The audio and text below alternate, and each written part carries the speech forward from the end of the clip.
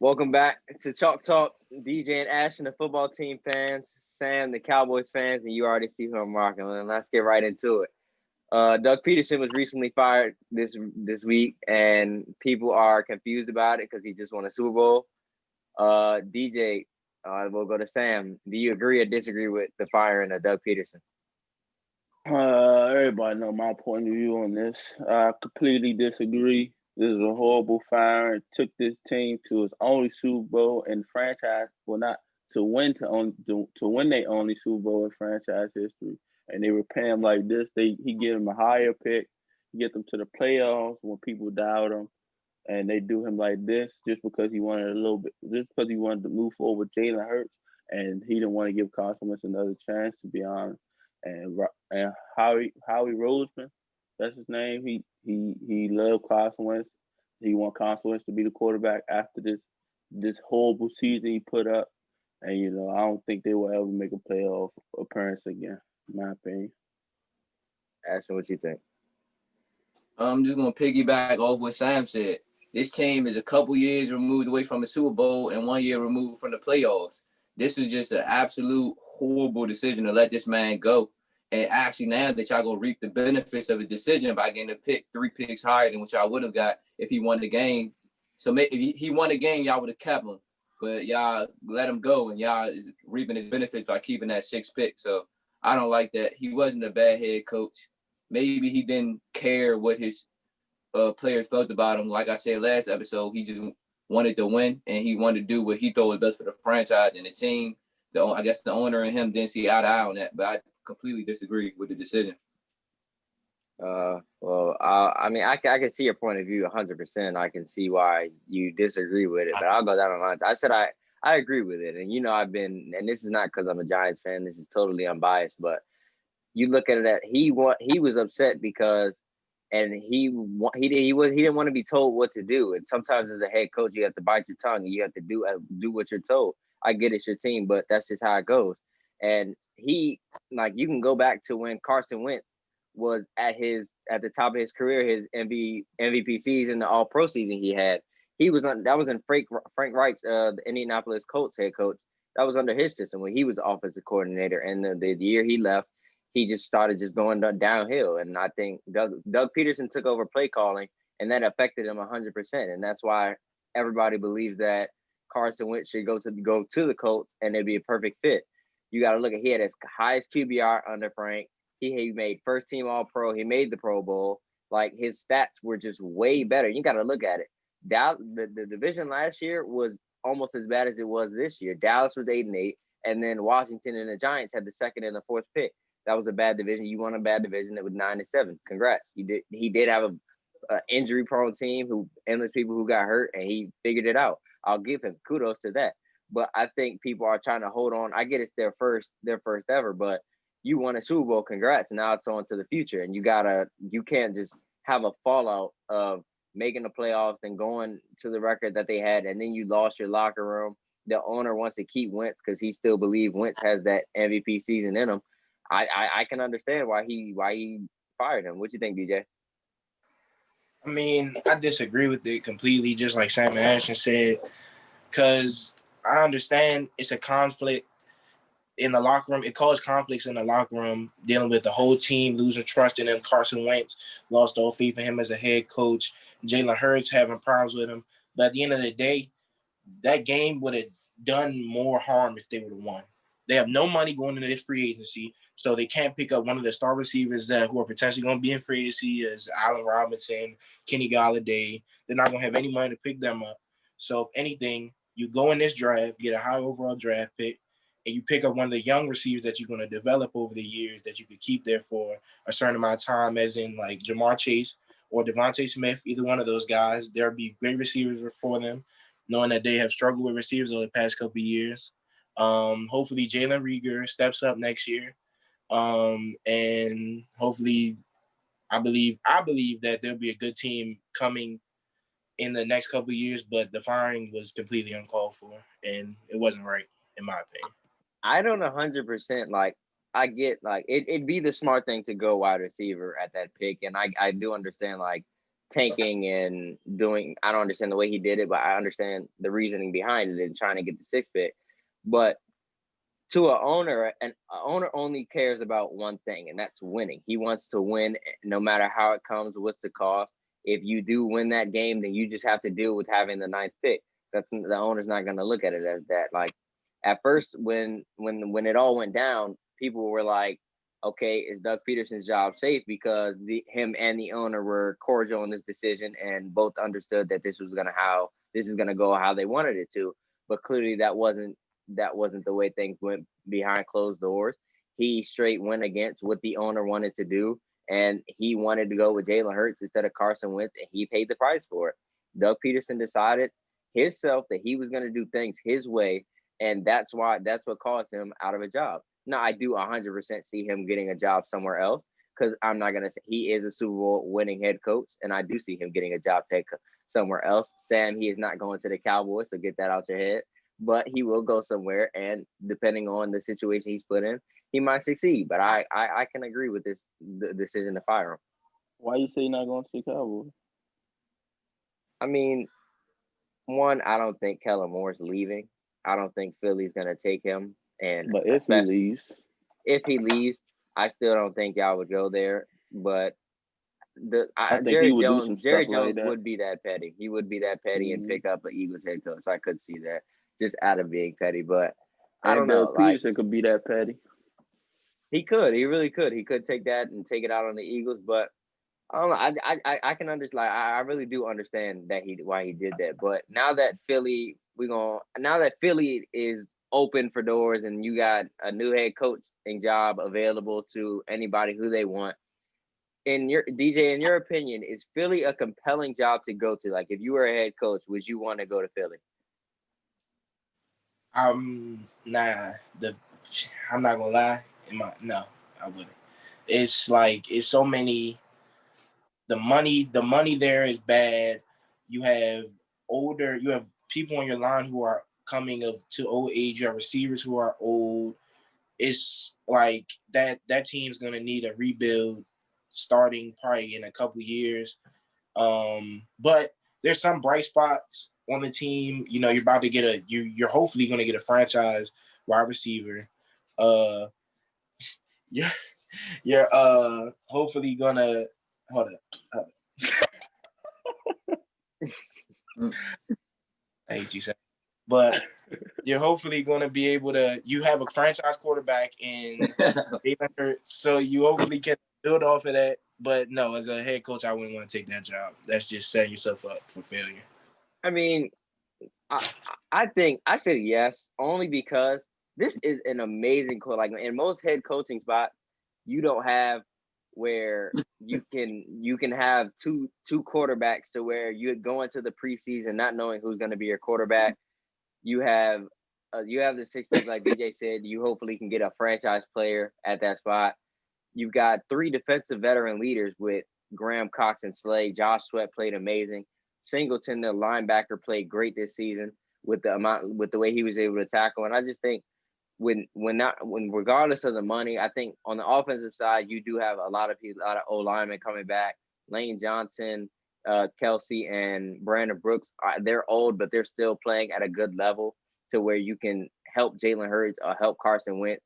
And still, yeah, like you said, every team eventually needs a rebuild, and they might need a rebuild in coming years. But as a head coach, if you're able to like with the roster they have now, you can put together a win now type of team. Yeah, you don't have the money side of it, but if you're able to get some good pieces through the draft and build through that, I think a good coach, like not a coach that you're reaching for, but a good coach will be able to come in here and switch this whole Philly situation around and get it started. What you think, Sam? I don't think it's a competitive job at all. More than one of your O linemen is coming to an end in his career, and you have no money to get free agents if you want, but you have that sixth pick, which was caused by a great head coach, and yeah, that's the really only bright spot in Jalen Hurts. Their defense was playing good, but they need way more pieces in free agency. That would have helped them out if they had money, but I would not go to the Philadelphia Eagles. Ashton, what you think? I personally wouldn't go to the Eagles. Hold on, give me a second. All right. Yeah, like I can see why you would say it's not a compelling job because the money is everything, and it is very crucial. All right, go ahead, Ashton. I'm back. I wouldn't go to the Eagles because, like DJ said, the money's not there. I wouldn't feel the love because I just won a Super Bowl and went to the playoffs and they're getting rid of me. So I don't feel like that's a loyal franchise to go to. And that's about it. I just wouldn't go there. Plus the pieces are there, but the team loves to get injured every year. So if I was a head coach, I wouldn't want to start my career over there. Yeah, I can understand that. There's a lot. The NFL isn't like, Big Ben, Drew Brees, Phillip Rivers. A lot of older quarterbacks are going down the line of retiring this year. There's a lot of young quarterbacks who I think we're in good hands as the NFL fan base and watching outwards. DJ, what quarterback do you think has the brightest future going ahead next 3-4 years? That boy Justin Herbert, man. He has so many options on that team. Keenan Allen, you got Keenan Allen, Mike Williams, Hunter Henry. Your O-line is somewhat decent. You have Austin Eckler, running back, who proved that he can be a good running back, even though he was dealing with injuries throughout the season. His defense, he has Derwin James, he has Chris Harris Jr., and he has some good solid corners, and then he has Kenneth Murray Jr. at linebacker. That team is just, they could make a push for the playoffs in the coming years. I feel as if they need to pick up a lineman though to help him, because Justin Herbert, he's mobile, but I feel as if he works better sitting in a pocket with time to be able to go through his reads and throw the ball down the field. But I think Justin Herbert will be a great quarterback in the coming years. Yeah, I can 100% see that. I run down the line. These are two very identical quarterbacks, basically eye to eye. I think Herbert is starting out better, but I said Josh Allen, and I said that because like you see Josh Allen is still like 23, 24. He's a very young guy, but he arguably has the best frame for a quarterback physically, and the way he's able to throw the ball 60, 70 yards with just a flick of the wrist, it's amazing. And then their GM went out and got them a wide receiver one in Stephon Diggs. This guy went from okay numbers and bad numbers his first and second year to now having arguably top 5, top 3 numbers in the league right now. And I think that's an amazing thing to do. What you think, Sam? I'll let Ashton go. Yeah. I say Justin Herbert, and the only thing I'll say different, I won't take that long.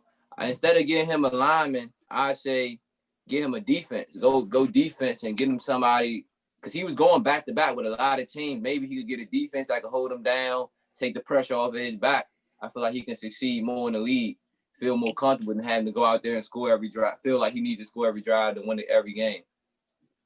But yeah, Justin Herbert has the brightest future as a young quarterback. What do you think, Sam?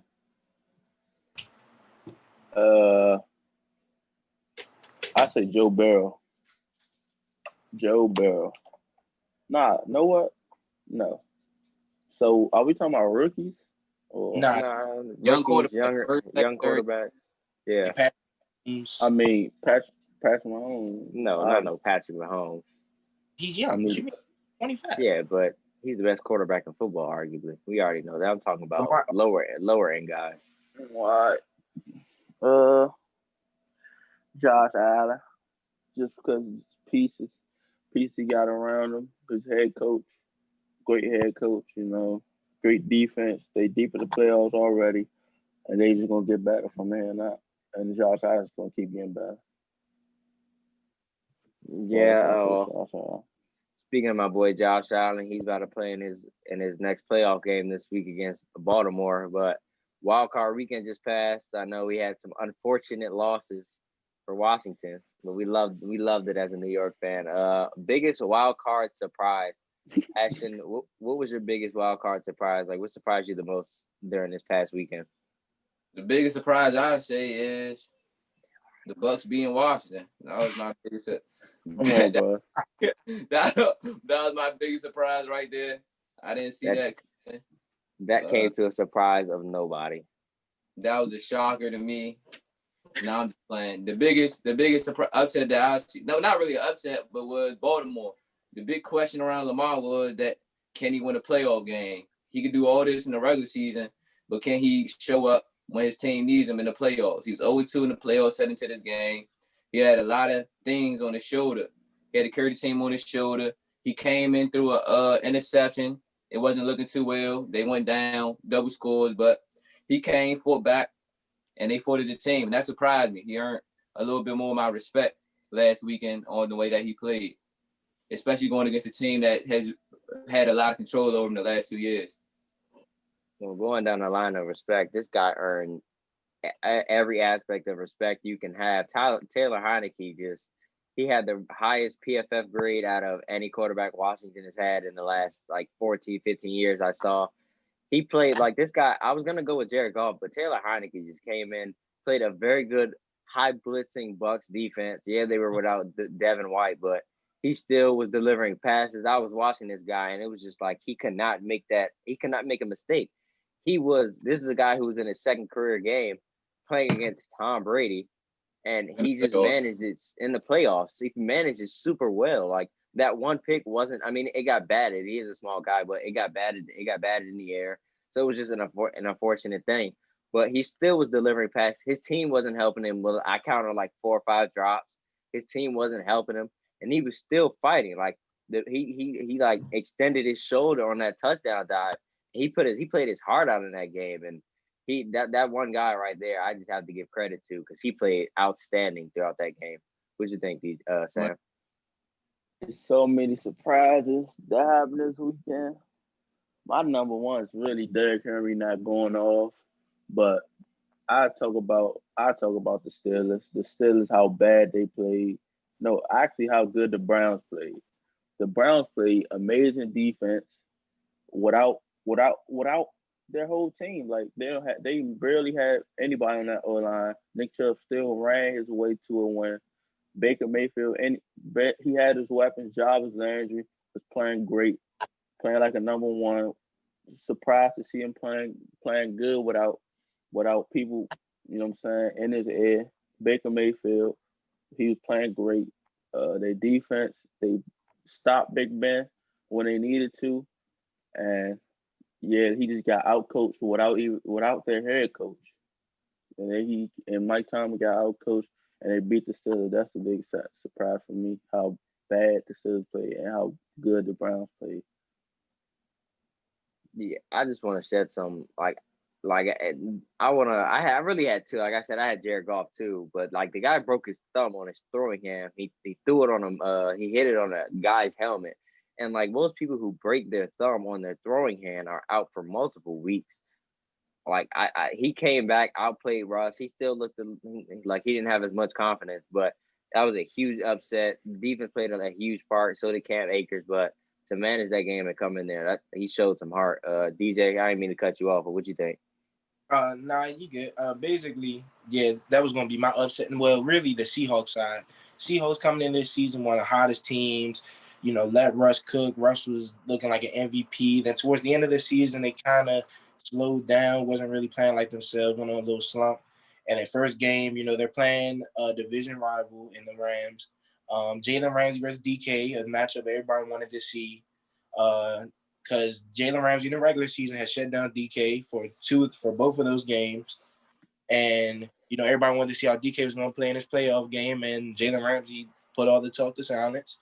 I think he held him like 3 catches for like 33 yards. And DK had 1 touchdown, but it wasn't on Ramsey's side of the football, though. But that was one of the biggest upsets. And then Russell Westbrook, I said Russell Westbrook, my fault. Russell Wilson, he didn't play like the Russell Wilson that we seen in the regular season. We didn't see he threw a pick six off a screen pass. That's not like Called it.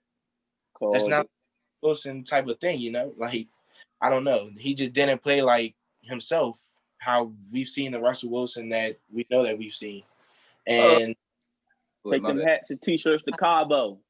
Yes, but I just want to say last week, I said it. Then I said it last week. I said you force him into a couple early turnovers. You take away the run game. You're going to frustrate them, and that's what they did. And that's why me and Sam, we had the run winning this game all the way. Yeah, they executed really well. I had the Seahawks, but I don't know. Russ, I saw some stat. It was like a week 1 through 9. Russ is like he plays outstanding, and then from 10 to 17 or 10 to 16 and into the playoffs, he just goes down. This is like they came out red hot and then slowed down towards the end of the year. But the start of the season was just good enough to make sure that they stayed in the playoffs. That's all that was. Yeah, like having a first round exit to a divisional rival. I just know everybody in that Rams locker room felt amazing. All that trash talk, smoking cigars. Losing 2 sacks. Boy, yeah, but this is maybe one of the greatest matchups we've ever seen in football history in this divisional playoff sequence that we're about to watch this weekend. Who do you think is going to win the battle between Ramsey and Adams? Sam, I'm going to let you start this one because I know you love Ramsey. Go ahead and start. Hey, you might be surprised. I ain't going to lie. Devontae got this one. I cannot lie. Devontae is not one of them. He is not one of them. He's too swifty for Ramsey. Ramsey was getting beat. If we look at it, Ramsey was getting beat by DK and Russ was just missing throws after the next. Aaron Rodgers won't miss them throws. I promise you. Aaron Rodgers won't miss them throws.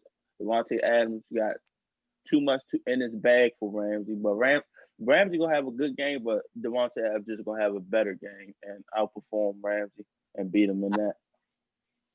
Go ahead, Asher. I'm gonna totally go on the other side. I'm gonna say Ramsey. As we look back to Ramsey, his rookie sophomore year, that man had a great season, but sat on the sideline crying because he just wanted to win. That's all this man wants to do. He just wants to get to that Super Bowl. He is nothing else. He wants more. This man is hungry. He does not even care about himself that much. As he puts winning first. He says Aaron Donald the best defensive player in the world. He jazzes up his teammates. This guy is a good teammate. And I feel he has all the abilities in his bag, like Sam said, to lock this man down and do what he's been doing week in and week out, and then shut down that number one receiver. And that will get his team to win this weekend. I'm gonna piggyback off Sam. Like I had that in my notes, Sam. It was like I watched the one-on-one film every single snap that they had. And there was some routes that DK won, and Russ either didn't make the pass to him or he just didn't get the ball there and overthrew him. And thinking about it, Aaron Rodgers is one of the most accurate quarterbacks in history. And like when Devontae Adams is open, he's gonna get it there. He's not gonna miss it. He will force that ball to Devontae Adams if he has to. I gotta give this one to Adams because he's the best route runner in the league. I think Jalen Ramsey is the best corner in the league, but for the amount of routes he has in his bag and the combination of speed with like his footwork, I just think it's outmatched for Ramsey. What you think, DJ? I got this matchup going on Ramsey. He's locked up some of the best receivers in the league this season by himself. You know, he locked up DeAndre Hopkins, he locked up DK, he locked up Amari Cooper, he locked up Allen Robinson. Like he's been proven that. Hey, hold on. Oh my God! I knew it was coming. Amari Cooper did the best, so keep continuing. Yeah, he did the best out of all of them. Terry McLaurin did the worst. Dwayne Haskins was that quarterback. No, I don't hear. 0 catches. Dwayne Haskins was that quarterback. But I got this going on Ramsey. Like Ash said, he's hungry. He wants to go to that Super Bowl, and he knows that this defense could be able to go to the Super Bowl. All they have to do is get through the Green Bay, and then potentially get through either the Saints or Tampa Bay. So, Tampa Bay. I mean, yeah, of course, I want Brady to win. You know, it's another conversation for later. But I believe that he's going to not shut him down, but he's going to hold them to not where Devontae Adams is going to put up the numbers that everybody's expecting him to put up, but he's been putting up all season. If anything, this game, he's going to make him throw to Valdez Scantling and Lazard. Like that's who they're gonna have to. That's who Darius Williams on the other side. So but two good corners. That's how they're gonna have to beat them. I don't think Devontae Adams is gonna be able to beat them by himself. Well, I think he is, but throughout the league, we heard some news about Deshaun Watson. He said he's been whispering to teams about getting traded, and then immediately every fan page, everybody started jersey swapping Deshaun Watson to their team. What team do you think has the best fit for him? I'll start this one. I said the 49ers. Like, you got to look at it. This team is QB hungry. Jimmy Garoppolo, I've been saying it for the longest. He's just not a good quarterback in the NFL. He's been injury prone, and he just great. He can't make some of the passes. And then with Kyle Shanahan's offense and the scheme, and then the running back room, they got great running backs, so that'll excel his running game and his skill set. And then you got Brandon Ayuk and Deebo Samuel, arguably two guys who can get it out the backfield and create like yards after catch like we've never seen. I just think him in that Shanahan offense will expand some things they couldn't do with Jimmy Garoppolo, and they can add some things with Brandon Ayuk and Deebo Samuel. What do you think, Ashton? What team is the best for him? I think the best team for him right now is what you said, the San Francisco 49ers. This is the most put together team in the NFL who just having lackluster quarterback play. This team has Raheem Mostert, explosive running back, Deebo Samuel, a physical running back, a physical receiver who you might as well call him a running back the way he touches the ball. You have a strong Brandon Ayuk who had a good rookie season, missed a few games, but he's going to come back next year better. We all know about this D-line, Fred Warner, the rookie Javon Kinlaw. They just have too many weapons. The whole linebacking core is great. They might pick up a corner in the draft. So I feel like this would be the most put together team for him, will be the San Francisco 49ers with the weapons he have around him. Oh, I failed to mention George Kittle. Yeah, I had that in my head. I was like, how did I miss George Kittle? Yeah. You put Deshaun Watson with this team, he's taking down the Chiefs. I promise. It's lethal. I 100% agree. 100% agree with that. Y'all basically saying everything I was gonna say. You know, great defense come back. You know, Armstead, Nick Bosa, Ken Law. You know, Sherman. He's gone after this season. Yeah, definitely up cap, but yeah. What would they give up to get him though? They pick and something else. Yeah, probably a pick, some future picks, a player or two. Like it's still gonna be that bad for Deshaun Watson anyway, but San Francisco is the best place though. Yeah, San Francisco the best place. But I just think Pittsburgh is kind of like a cold spot, and this is a guy who, from high school to now, has always played in a warm weather area, and him being in California versus Pittsburgh, you got to look at the weather. He'll enjoy California much more. What you think, DJ? Which team's the best? Yeah, I'm gonna say bring that boy to NFC East to the Washington football team. Come on, bro. Why not? Explain to me how that's a good fit. Okay, we had the defense. So I'm gonna have to worry about if we can't get a stop on defense. That's not a problem. We had the receivers in Sims and McLaurin, and we're gonna potentially get Waddle in the draft. DJ, you do understand if you get Watson, you're not gonna have that first round pick, right? I mean, hey, we got money. We have cap space. We can pick up Allen Robinson, Kenny Galladay in the free agency. We had the money. The O-line. We can pick up. You say that? Hold on, Sam. Stop being wishy-washy. Pick a side. Is that O-line good or is it bad? I'm talking about the tackles, Morgan Moses. Y'all need to get rid of him ASAP. We could pick up maybe an Alex Leatherwood, somebody in the draft. That you never know. It's a lot of he ain't gonna be there in the second round. He will be there in the second round. Not to the 19th pick. Not to the 19th pick. We could trade up. I mean, that's true. That's hard. If you gonna get Watson, you get Watson, you will give up a lot. I don't know what lineman going to free agency, but I mean, you can find a lineman to come and play tackle. Deshaun Watson is used to having horrible linemen play, so that wouldn't be nothing new to him. He still puts it up. I guarantee you, he'd prefer to come to New York more. Just imagine that Saquon Deshaun Watson duo. He would have quit at the Arizona game.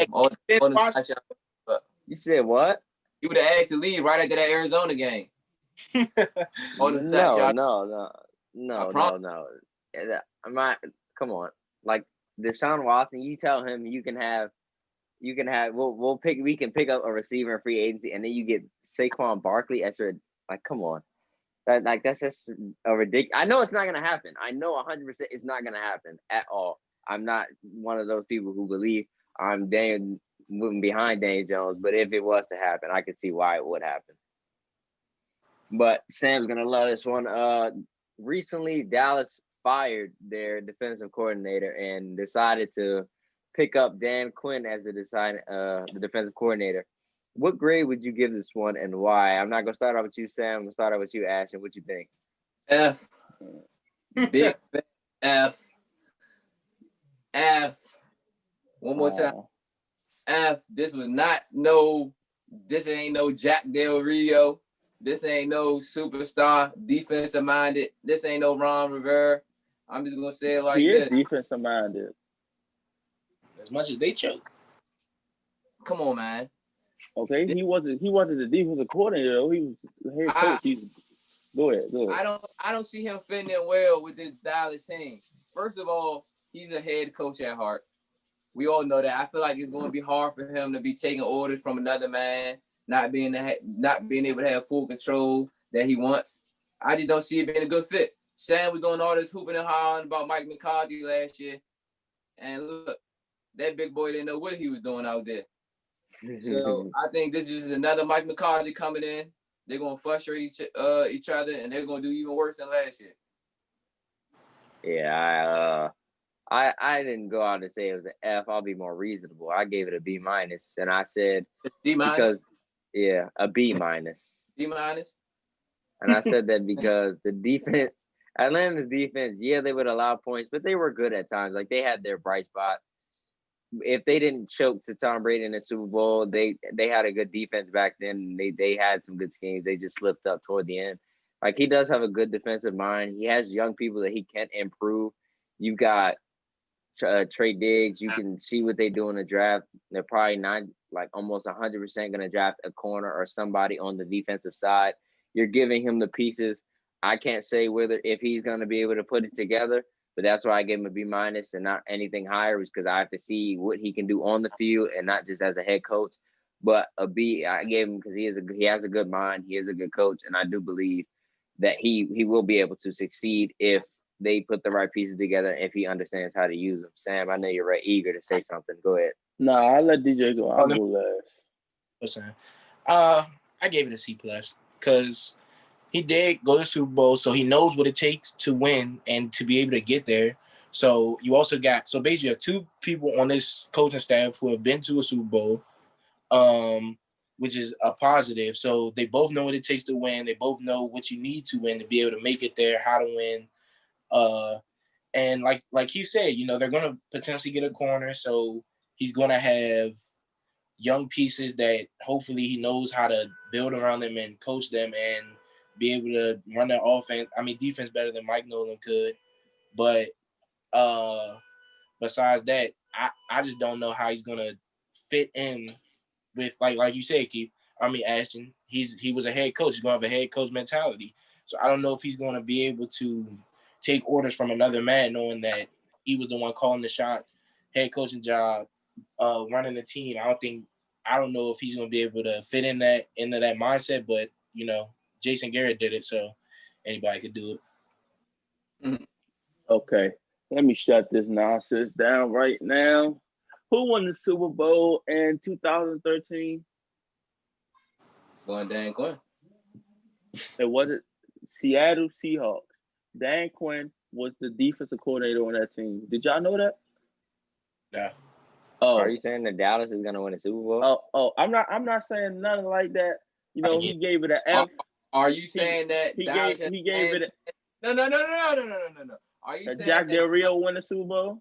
The Dallas have Cam Chancellor, Earl Thomas, Richard Sherman, Malcolm Smith, Bobby Doesn't Wagner? matter. The scheme works.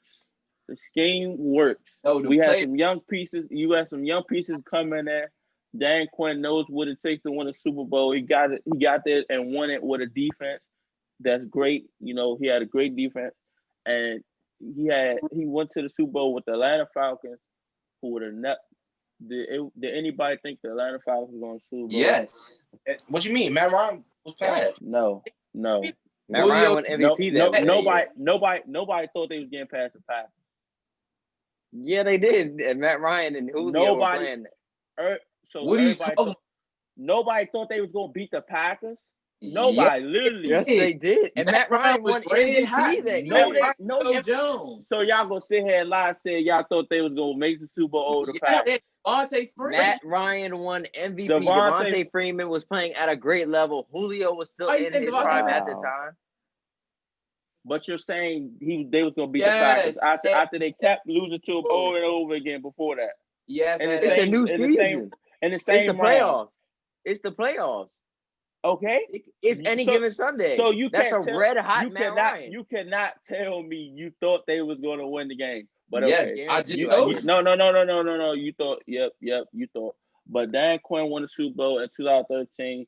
Seahawks. He comes to the Cowboys, change the culture. The bum ass Giants won't ever see a Super Bowl ever again. The bum ass Washington football team won't ever see a Super Bowl in life history. So yeah, have you seen your team win any playoff games? What playoff games have you seen your team win? Okay, I've seen 2 rings though. Regardless, was you like 5? I've seen with my own eyes 2 Super Bowl rings. Did you like the colors? I've seen 2, not 1, 2. Come on, bro. Don't talk about my team. My team will definitely get back there. Okay, we're gonna see. Trust me, I've known football for quite a long time, but I think Sam. Come on, let me ask Sam this parting question. After Earl Thomas, after Cam Chancellor retired, after Richard Sherman left, what has Seattle done? What is that? He wasn't coaching them. Still, they said they probably had the same scheme. He coached them from 2013 to 2014.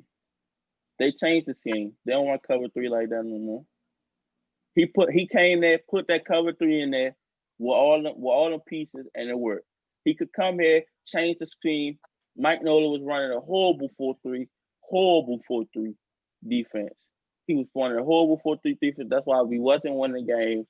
And yeah, Quinn's coming to change the culture. Y'all players couldn't make no plays. That's a conversation for another day. Yeah, we'll move along. Today, Mac Jones and today Mac Jones and like 3 other Alabama players said they were going to go to the draft, and people have a lot of questions surrounding Mac Jones and how he's played, and wondering if he's a first-round value pick. Ashton, I'm going to let you have it. Go ahead and start it off. Mac Jones. Sam, though. I've been preaching about this, man. When I sit here, have I not?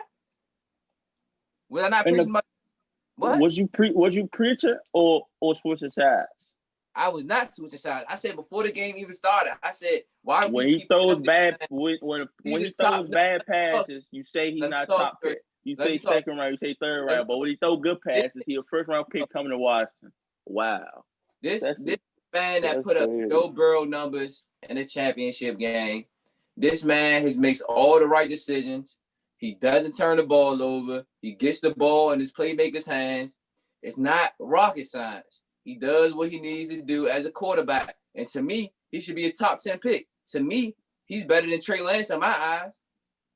Trey Lance, who has Trey Lance played? Tell me that. Mac Jones has Devontae Smith, a great O-line, a great running back. Like, what? I want to piggyback off what Sam just said. Like, you cannot, it's hard to grade this guy because he's never hurried. The guy is playing with arguably one of the best receivers, and that's gonna go top 5, top 10 in the draft. He literally just has to. He still has to make decisions though. But his mobility isn't NFL ready. His arm is good, but not special. He gets the ball. There's the Devontae Smith. Brady mobile. It's Tom Brady mobile. The league is adapting and the league is changing. Are you saying Mac Jones is Tom Brady? Tom Brady's still in the playoffs. Are you saying Mac Jones is Tom Brady? Tom Brady's still in the playoffs. Baker Mayfield isn't. Baker But Mayfield Baker's mobile. Baker can get out the he's not pocket. that mobile. Mac He Jones can can get do out the Baker. pocket. No, he can't. No, he can't. No, he can't. No, he can't. No, He he is has no. no. I guess He's you nowhere have near as Nah. mobile. Baker Nah, Mayfield. Keith. Mac Jones can't. He can get out the pocket too. That's what I'm saying. He can get it, but he doesn't have the mobility like Baker Mayfield does. Come on. Yes, Yeah. Baker Mayfield is not that mobile, sir. Have you been watching football? Have you? He tried one run play. They said they would never do that again. They He's said they not will never mobile do that. at all. Why wouldn't they do that if it worked? 2 years ago, he ran a read option. Never 2 years ago, never he ran one in like the last game. You said what? Like, come on, Mac Jones. I will get. He's not a bad quarterback, but him better than Trey Lance. That's just absurd. And him Who being you a top think 10 Trey pick Lance won't play? happen. No, y'all He keep didn't saying play. I know Trey Lance from Madden, so listen. know. Listen. You keep saying you keep talking about he had Devontae Smith, a bad O-line. Okay, he's also playing against top tier talent. He's also playing against NFL DBs, NFL D linemen, first rounders, NFL linebackers, who these other quarterbacks such as Zach Wilson. We watched the Zach Wilson film. We couldn't name a team that he was playing. He's not playing. That question's coming up. But Mac Jones literally, like, the guy, I'm not taking anything away from him. But while I was watching the game, you can say anything you want about this. I was watching the game. When Devontae Smith went out, that's when their offense started to slow down. I'm not gonna lie, he wasn't able to score as much and keep the pace up. Devontae Smith had 12 catches, 215 yards, and 3 touchdowns right before, like, when half was over. So, like, obviously they were ahead. He was putting the ball where it needed to be, but the passes he was making were not hard. They were not NFL fitting it right where it needed to be type passes. RPO. Okay, yeah, like the Chicago Bears now running mainly RPO offense. Is he going to the Chicago Bears? You're telling me he's not NFL ready. Mr. Trubisky I didn't say that. That never came out of my mouth. I didn't think he was NFL ready. NFL type passes. But what I'm telling you is every scheme, you don't have to make them. You don't have to be a playmaker. You don't have to be a Super Bowl, a superhero. What I'm saying, no, let me talk. I'm gonna be respectful. Let me talk. I'm gonna let you talk. What I'm saying is he doesn't have to do what you're saying he has to do.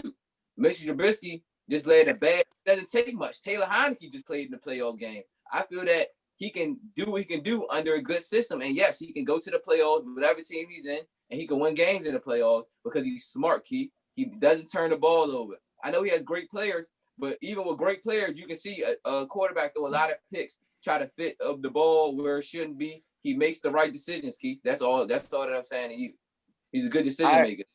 I agree with everything you said. I agree with it all. But my point is, for him to succeed in the NFL, he's gonna have to be in a good situation, like a situation that's good right now.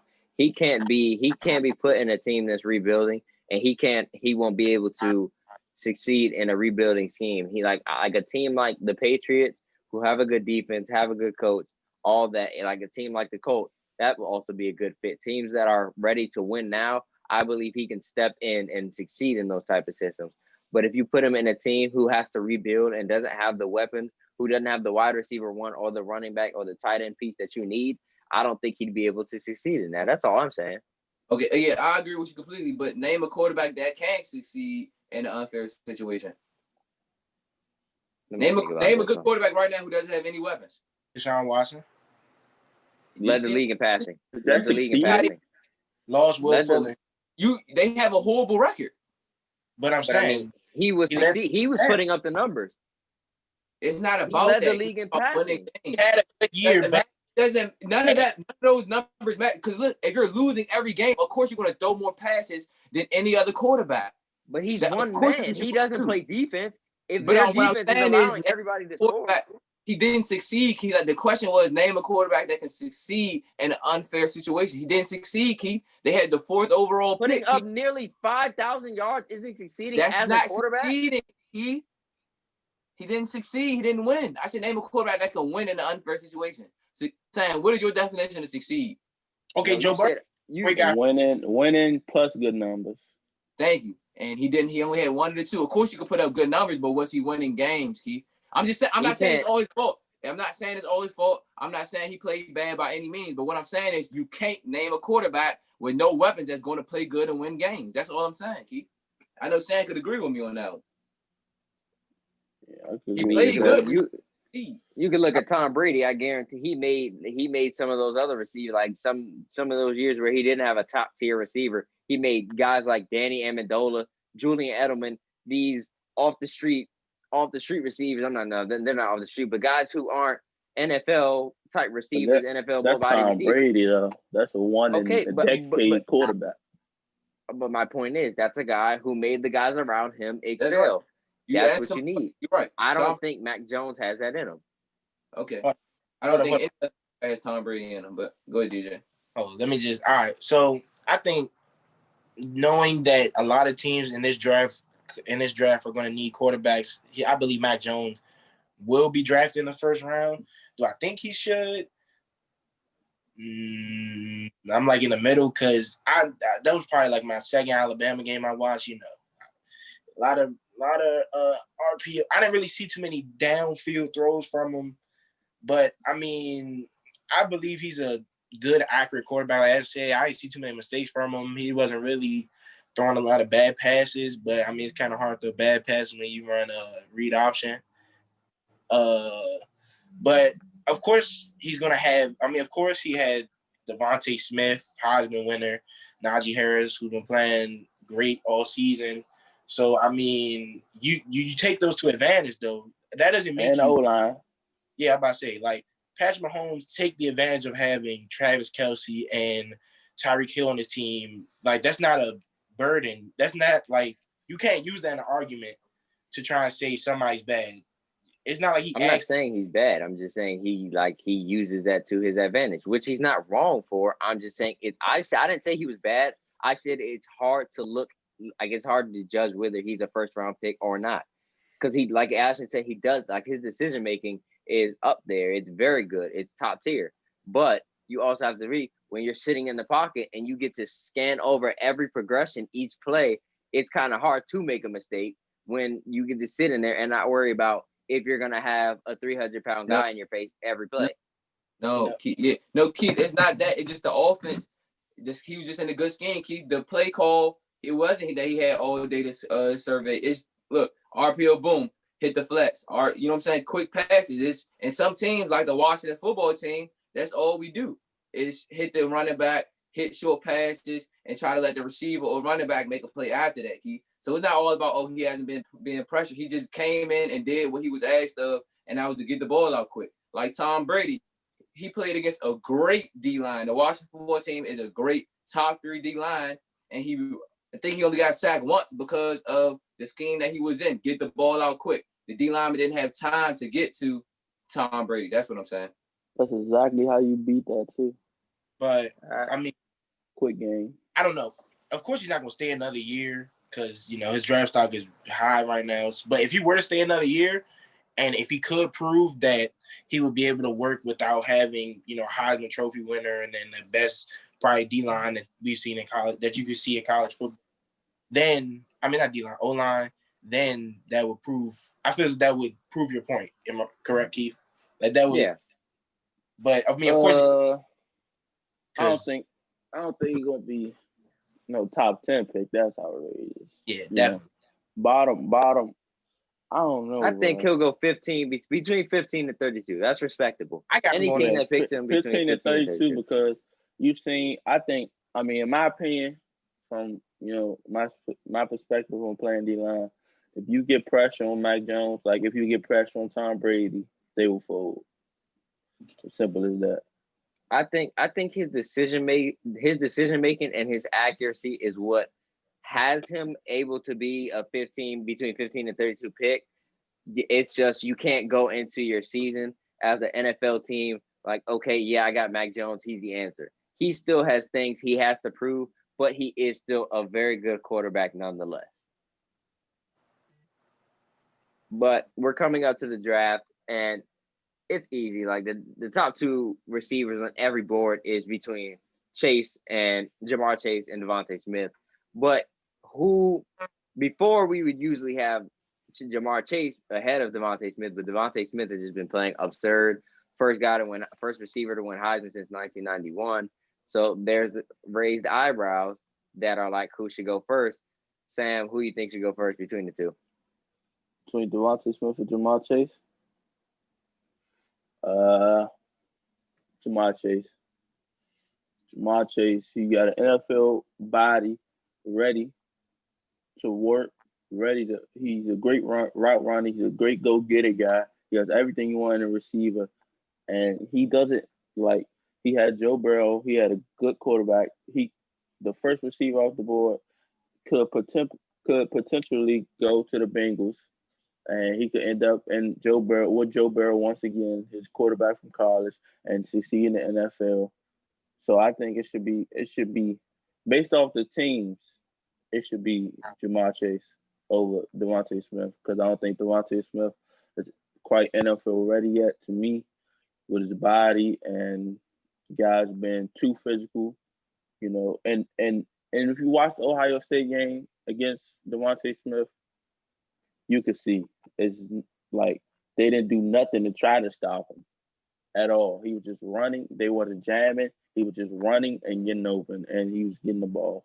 So that's all I gotta say about that. Jamar Yeah. Chase was cooking NFL ready corner that was locking. We all saw the clips. AJ Terrell that was locking Julio in practice, Julio Jones in practice, and yeah, that's all I gotta say. My pro comparison to Devontae Smith is Odell back when he was with the Giants. They're putting up top tier numbers. Like their bodies are similar, their play styles are similar, the route running, the speed, the acceleration. I think they're pretty comparable when you look at it, and that's why I think Devontae Smith should be the first one to come off the board because I feel like yeah, Sam, he does have to work on his body, but his release is nonetheless amazing. He's still able to. I watch clips. I watch clips of other players specifically to watch him because I always like to watch highlights of different people to see how people play when they're not the ones that are being put in the highlights. And himself, like even when he's not getting thrown the ball, he is still having it in man coverage, zone coverage. He's finding open spaces. He's getting open, doing all the things you want. I just think the one Jamar Chase, he has the body, he has to go get it, but he does have to get a little bit faster to work on the go getaway speed and things like that. He's not slow, but he has to work on that to excel even more. Devontae Smith has that speed. He has the route running. Only thing he has to work on his body. So really, you're looking at who's fast, like Jamar Chase getting faster versus Devontae Smith getting a bigger body. I think the Devontae Smith getting a bit bigger body is a bit more realistic. So that's why I went with him. Ashton, who you picking first? I'm gonna just go ahead and say Devontae Smith because we can say all these things about his body and all that, but at the end of the day, he plays at the game. Oh my God. You done? He plays at the game. He plays at the game. He plays at the game's biggest stage, and he performs. He won the Heisman. I'm gonna wait for Sam to get back, so I'm talking to him on this one. Okay, bro. Well, basically what I was saying was he said he didn't have an NFL body like Jamar Chase, but I want to say he's taller than Jamar Chase, and of course he's skinny, but we can look at another skinny receiver like DeAndre Hopkins, who's a top 3 receiver in the league. DeAndre Hopkins isn't that strong, or isn't that big, and he still performs at a high level. And the thing I want to piggyback on Keith is his acceleration. When he catches the ball, he gets to point A. 214. He gets to point A to point B real fast. Like his acceleration is like none other. It's like the Odell Beckham. So I feel like yes, he's NFL ready. I feel like yes, he's gonna beat that safety on a post route, post corner route. I feel like he can do good at every level of the field. He can run good short routes, good medium routes, and good deep routes. And right now, I feel like he's the best receiver coming off a hot season, which Jamar Chase didn't play a single snap. I'm taking Devontae Smith. What do you think, DeAndre Hopkins 215. I told you DeAndre Hopkins. 6'1". Devontae Smith same height. But I'm taking Jamar Chase. He's got the body. He's got the pulse. He's got the route running. He has the IQ. Devontae Smith, I understand he might not be big and bulky, but he still can get off the ball fast. Like y'all say, he has the acceleration, the speed. He has the route running. But of course he's gonna get bigger as he goes in the NFL. They're gonna probably put him, probably gonna tell him gain a couple pounds, get bigger, put some muscle on. But Jamar Chase, he's the complete package. He's good in run blocking as a wide receiver. He could, like Sam said, he's cooked NFL cornerback AJ Terrell, and he cooked Jeff Okuda. So I don't see any. Why we leaving out Trayvon Diggs though? He cooked him. Oh, I didn't want to say that because I didn't want his Sam's. Hey, that's good. That's proven our case. But Jamar Chase is the complete package. I feel as if he's the franchise. He's the first guy you should take off the board. Just based off, even though he didn't play this season, because if anything, if he would have played this season, that would have set him up. This LSU teams this year was terrible. They was going through quarterbacks like nothing. They went from some dude named Matt Brennan to this true freshman who didn't even play that good. So if anything, that would have lowered his stock, and everybody would be like, "Oh, it's just Joe Burrow. Joe Burrow made him look good. Y'all this and that." And no, like he saw. I guess he saw like that there was going to be a problem. He said he's not going to sit through that. Opted out, and now potentially about to be a top 3 pick. Team up with his old teammate. I just want to say, Jamar Chase got very fast, according to 247 Sports from and ESPN Pro Football. From high school to college, he ran a 4.6 in high school, and now he runs a 4.40.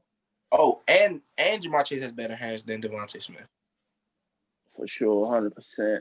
Jamar Chase is fast, physical, NFL ready, more than Devontae Smith. That's why I say he's first overall. Oh yeah, that's a very arguable topic, but Trevor Lawrence is everybody's number 1 pick, best guy, best quarterback on the board. Obviously, everybody already knows that.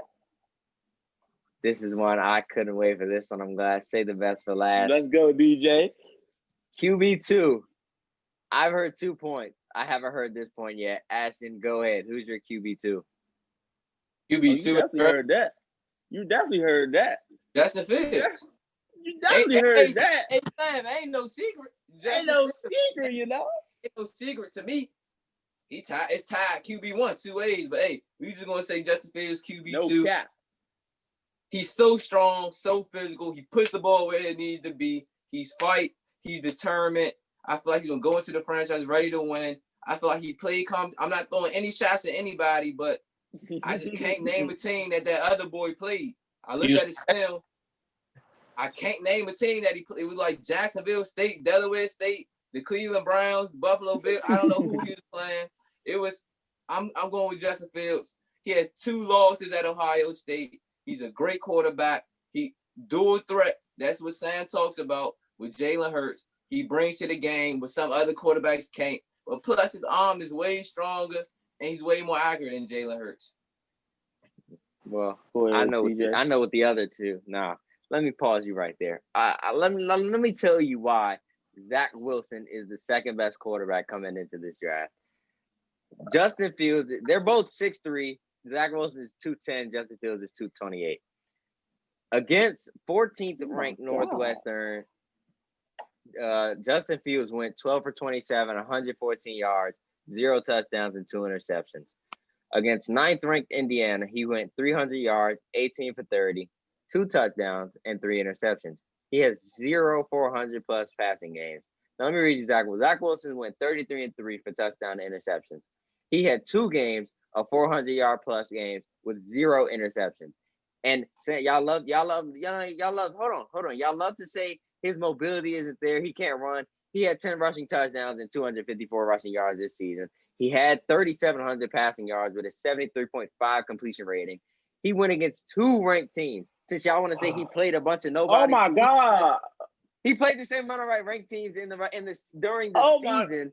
He played the same amount of ranked. I didn't even count the Alabama game. He played against the same amount of ranked teams as Justin Fields did. He went against 18th ranked Coastal Carolina, and he went 240 for 1-1. I'll give him that. That was a mediocre game. And then he went against 21st ranked Boise State, went 360-3. And according to 9yards.com, this is how they describe Zach Wilson. Wilson plays with 9yards.com. They said Wilson plays with remarkable arm strength and is incredibly mobile. He has high football IQ and has a natural feel for the game. His game is carved around a modern NFL quarterback.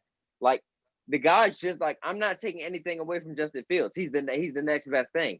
But against tough components, against the guys who are ranked higher, he doesn't have those games. And against the subpar teams in the NFL, you got to beat teams that you're supposed to. You're always going to go against the bad teams. You can sleep as much as you want to.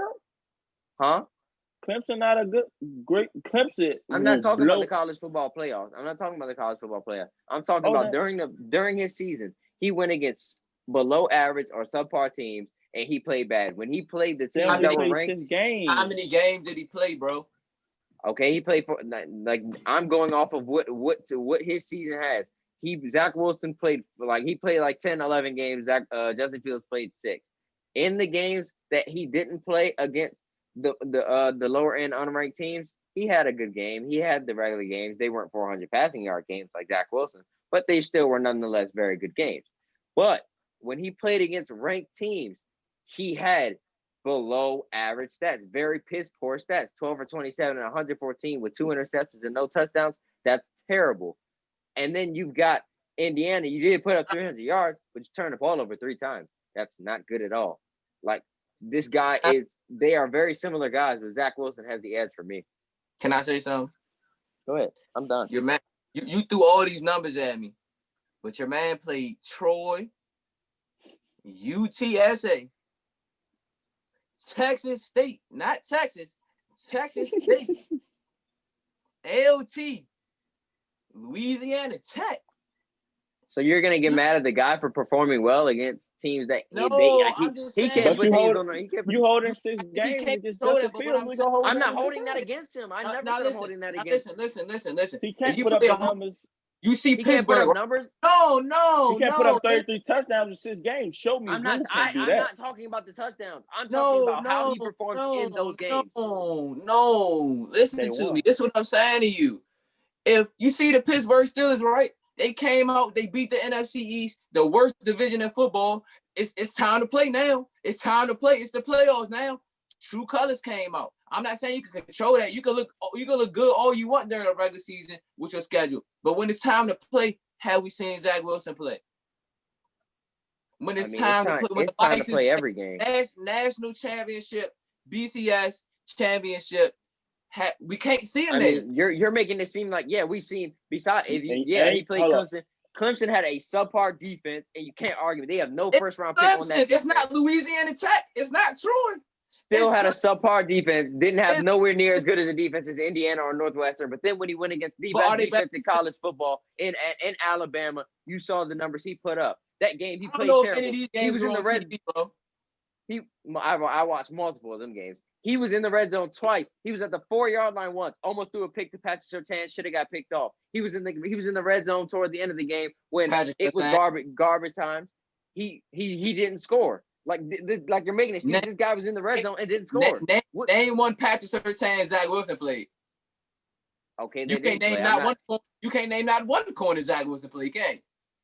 Because can you name one defensive player? Let me look at Zach Wilson's schedule then. Let me look at Zach Wilson's schedule. No, you gotta look at his schedule. Name me one player that Zach Wilson played on defense. Name me one. You forgetting the Penn State. You forgetting the Penn State game. I think I heard something. Penn State started out 0-5. They played their worst. Hold on. This is their worst football season. Top 20. Answer my question, O'Keefe. Name one defensive player that Zach Wilson played this season. Go ahead and do your searching. I don't know anybody on Coastal Carolina or BSU, but they're 18th and 21st, so you can't take that away. They're two ranked teams. One defensive player that Zach Wilson played. You're going off of who he played. I'm going off of the stats. You can say, "Oh yeah, he played the NFL exactly. He played this, that, and the next." If I go out there and play my little cousin, I'm gonna put up 300 yards a game. But you're acting like guys like Russell Wilson. He went to Wisconsin. Like these are guys. That's a big. What are you talking about, Wisconsin? Dak went to Missouri State, right? Who did he play? You see how good Dak is. Mississippi State. That's in the SEC. That's these are still teams who aren't football. But there are these are that's not good. That's not that might not have been good guys. But nonetheless, Zach Wilson is playing these teams and putting up absurd numbers. Just if he I even can when put he up played, absurd numbers against Louisiana Tech, Keith. he played 21st ranked Boise State, put 360 yards and 3 touchdowns with no interceptions. You would not do that. Born in 100%. Let DJ go. Let DJ Born in go. the first Go ahead. round. What? Okay, no, look. Keep. Northwestern game. Chris Olave and Garrett Wilson, his 2 main targets, got out. Did not play. Gone. Name me Zach Wilson's starting receiver. Go ahead, please. I can name Who? him, but he's not. Oh my God. What defense is Zach Wilson playing? What first round? It doesn't mind. That's not my I question. could go play My a question receiver is, at BYU. my question is, who was BYU's starting receiver? Please tell me. It don't matter. Who is one defense? They didn't need no Chris Olave against the corners that they were playing against. They didn't need no Garrett Wilson. If he's as good as y'all are saying, he can make the receivers around him better. Like you said, they were going against such hard teams. Listen. Let's talk about it. I can go to Laurel High School and play against PG schools and look like motherfucking Dak Prescott. But if I go to the WCAC, I won't put up them same numbers, bro. I won't. It's simple. I won't put up them same numbers. Sam, tell me what I'm lying. No cap. If Sam were to go to the DCI AA and play football, Sam would be the Aaron. God. 20 sacks. 20, It's easy to look, Keith. So explain to me why Matt Miller, the guy who's known for scouting for the draft, the guy who's known for always knowing what guys are good and what guys aren't. Explain to me why he has Zach Wilson over Justin Fields. Why he first round? I mean, when you throw 50 touchdowns as a quarterback, of course you're gonna look good. Like come on, everybody. But then when you went to the NFL, what happened? Thank you. It's not, okay. You're proving my point. What college team did he play for? Who? Tell me. Ohio Dwayne State. Haskins. Ohio State. He went against top tier teams who put up NFL ready teams who produce NFL players. Justin Fields, Ohio State. He's putting up same numbers. So what? You're telling me? Oh yeah, he's not Dwayne Haskins. He's gonna come into the league. Justin Fields brings way more than Dwayne Haskins to NFL rank. No. What did he do? Ask Sam. Was I better pick Dwayne Haskins, Sam? No. I knew exactly what he was. I knew he stares down his first read. Everything he did in NFL, I'm not saying he didn't. My point is Justin Fields doesn't you can't name me one. I'm asking you to name me one single quarterback out of Ohio State who came into the league and did something. Name one. Name one for BYU. Name one for BYU. Name one. I'm not saying that. Thank you. My point is Zach Wilson played who he had to play, and he performed great. And he so did Justin Fields. He was in the you can't go off the stats. Not because I can't go over stats. Why can't he? Because he played six. Because he played six, and he Zach Wilson played 12. So do I have to take out the last 5 games of Zach Wilson's schedule and compare 6 to 6? Yeah. Go ahead. All right, let's do it. Go ahead. And I guarantee. And don't pick out the games you want to pick out. Don't pick out the Louisiana No, Tech. I'm going to pick out. I'm gonna take out two. I'm gonna take out 2 ranked opponents like he had, and then I'm gonna take out the first. And then I'm gonna take. There you go. Please do that. I'm looking at it right now. I got 6 right here. Now let me go ahead and look up Justin Fields just for you. Don't compare Justin Fields to Dwayne Haskins though. Justin Fields is a way better arm than Dwayne Haskins. No cap. He puts it there. You say them NFL ready throws. He puts it there. And he was at a duel with Trevor Lawrence, and he won the duel. He won the battle. All right, we're gonna. So the games we're taking right here. I got you right here. We're taking Northwestern, Michigan State, Indiana, Rutgers, Penn State, and Nebraska. Okay, go ahead. I'm not including the playoffs where he played Clemson and Alabama. I'm not including that because Zach Wilson didn't play playoff games too. So that's unfair to him. Because it still doesn't equal the amount of games that he played though. Yeah, so yes, it does. I'm taking out 6 games from Zach Wilson's first 6 games and I'm comparing them to No. Justin Fields. Take out 4. Take out 4 and add in Justin Fields' last 2 games because he played at the game's biggest sprite, biggest moments. You said wait, you said take out 4. You take out 4 and add Justin Fields too. So Justin Fields has 8 now. So okay, so I'll take out 8 and 8. All right, bet. Okay. So I'm gonna add up all the passing yards. I'm gonna add up all the interceptions and all. I'm gonna put the ranked teams in there too. You gotta do that. You gotta do that. No, I'm gonna do it right here. I'm gonna do it right here so I can prove to y'all that he doesn't perform. I'm adding all. Okay, bro, no, it's right here. Why you do that? Now, why you do that? Let me and Sam continue to talk about your man. Zach Wilson. No, I can tell you, Justin Fields has 2,100 passing yards if you combine all of his games. That's 2,100. Now let me go ahead and take out Zach Wilson's first 8 games. Y'all can go ahead and talk nonsense about Zach Wilson if you want. Zach Wilson plays nobody. Justin Fields go to that wherever he is, what conference he is, the BIWWEWI. And if he go there, he's gonna perform. So doesn't really matter. He's a more NFL ready quarterback to me. Not at all. NFL ready. So this is Zach Wilson. Okay, junior year. What about? I mean, so first year at Ohio State. What were they? What did they go like 14-0? I think. 1, 2, 3, 4, 5, 6. 8 this season. They just lost. They fell short. Clemson. Okay, Zach Wilson beats him out by 351 yards. He beats him out. Now I'm gonna compare touchdowns. How you gonna compare touchdowns? I'm sorry, you said who beat him out?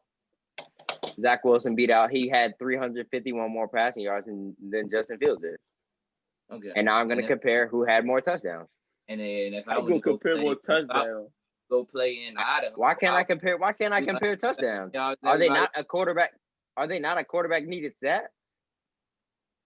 Touchdowns against UTEP, and that's easy. I'm counting. I'm leaving out UTSA. I'm leaving out UTSA. I'm leaving out LT, Troy, and Navy. I took those games out. I took his first 8 games. Why are you taking Navy out? I mean, if you want to include that when they blew them out 55-3, you want to include that? They're not ranked. I'm taking the first 8 games that I see. No, I want you to take out UNNA. UNCBA, where they put up 66. UNNA. Okay, I'll take that out. Please take out UNNA. You're picking out games, but I'm reading down the list, but okay. And take out Texas State as well. No, you can't pick out games to take out. Like what? I'm going off of what it says. You said 8-8. I'm going off of 8-8. You can't take out games. You're taking out the man's best games. It's like saying, okay, I'm gonna take out Clemson.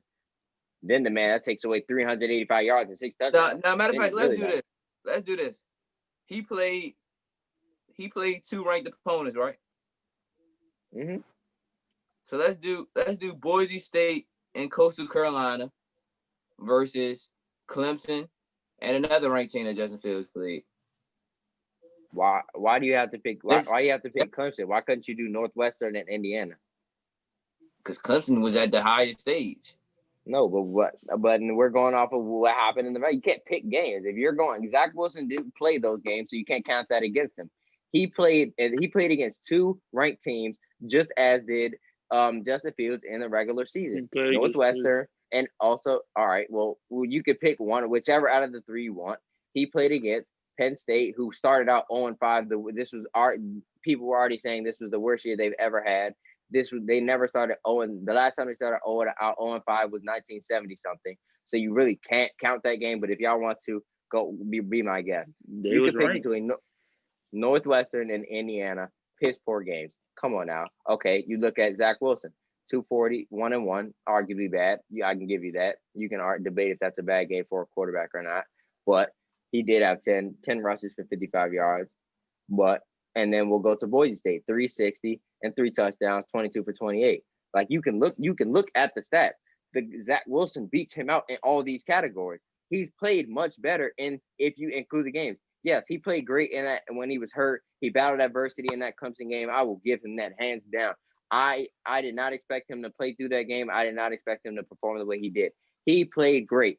And then he came against another top tier defense. I guarantee you at least 5 of those guys on that Alabama defense will get drafted in this year's draft or more, or maybe like 1 or 2 less. Still, nonetheless, put up a bad game. The guy when Name he has any to go, quarterback that did good against Alabama this year. the Indiana quarterback had 500 passing yards. 500. They lost. Okay. You said who did. You didn't say who and won. You said a quarterback who did good. Is 500 passing yards not good? How many picks he threw? Let me go check it. How You many said versus turnovers he did?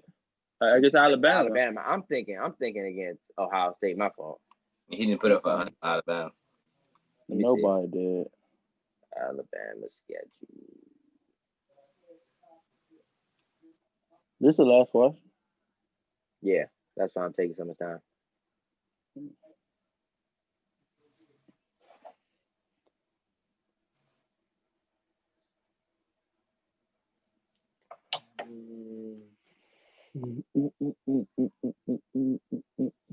The Mississippi Ole Miss quarterback put up 365 and 2 touchdowns with 0 interceptions. Is that a bad game? Did they lose? You can't.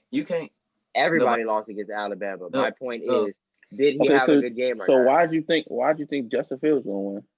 Kyle Trask put up 400 yards and 3 touchdowns against Alabama. So you're telling me Kyle Trask is better than Justin Fields? No, he's better than Zach Wilson. Dwayne Haskins put up 300 on the Ravens because we were losing. Just because somebody put some better than Zach Wilson doesn't also mean it's a good game, bro. Bro just said Kyle Trask is better than Zach Wilson. All right, bro. He is better than Zach Wilson. He was in the Heisman race.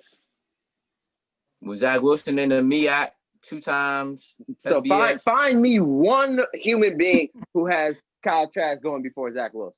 Find me one. That's all I ask. One guy who has Zach Wilson. Name me one human being that Zach Wilson played against on defense. Bro, we're not talking about that. You just said some nonsense saying he's gonna have to do that in the NFL. You're right. That's what I'm saying. I'm not saying he's not. Justin Fields there's been good ready. quarterbacks. There's been quarterbacks who didn't play against top tier, like Carson Wentz went to NDSU. Still is you cannot deny him of being a very good NFL quarterback, can you not? Look at him now, bro. Look at him now. Though. The dude won and had an MVP season. You're just gonna take that away from him? He didn't have an MVP season. Did he win MVP? Okay, he was all pro. He would have won MVP, but he got hurt. Everybody knows that. You referred to him as winning that and would have won the MVP. No, 3 years. 3 years out of that. No, Keith. 3 years out of that. Where is Carson Wentz now? His offensive scheme completely changed, and so did he. He doesn't even know he have a job next year. He doesn't know where he's going to play football next year. Carson Wentz is 100% still looked at as a starting quarterback, and if he doesn't start for Philly, he will start somewhere else. 100%. Where? Zach Wilson is better than Justin Fields, and every category proves it. Every category. More touchdowns in 8 games, more passing yards in 8 games, less turnovers in 8 games. I really can't either. But I'm going off of how they played in college, and I'm proving to you that Zach Wilson played much better than Justin Fields. You can't even compare these two, bro. It's crazy. I'm tired. Let me know who y'all think. Did anybody compare Russell Wilson to whoever was the top drafted quarterback in the league? Russell Wilson also was underrated quarterback who, even when he got drafted, he won his game. He won his job in the preseason. But that'll conclude this episode. Let us know. Let us know who y'all think. Matt Hasselbeck. He didn't beat Matt Hasselbeck out. Who did he beat? He beat the dude who played for the Packers. I forgot his name. Flynn? Played for Flynn. Yeah, he beat him out. Dude played great with the Packers, and he won him a starting job and went to Seattle. And then Russell Wilson beat him out, and you see why. Matt Flynn. Go ahead in there, bro. Let us know based off of what we said who y'all think is better. This concludes the episode. Peace.